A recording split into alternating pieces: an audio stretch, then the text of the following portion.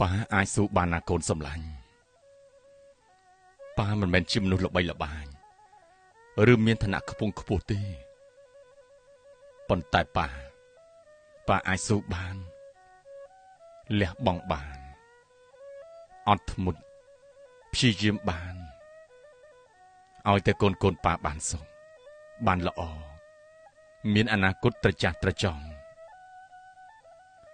ប៉ាបានចំណាយជីវិតដើម្បីសុភមង្គលនៃគ្រួសារ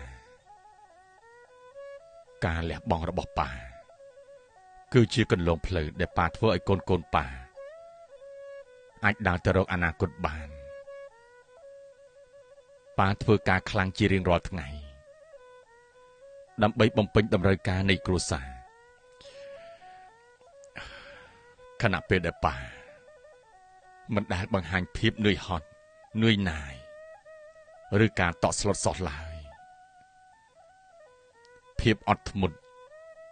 ការប្រឈមមុខនឹងឧបសគ្គនិងការព្យាយាមរបស់ប៉ាគឺជាសៀវភៅមួយ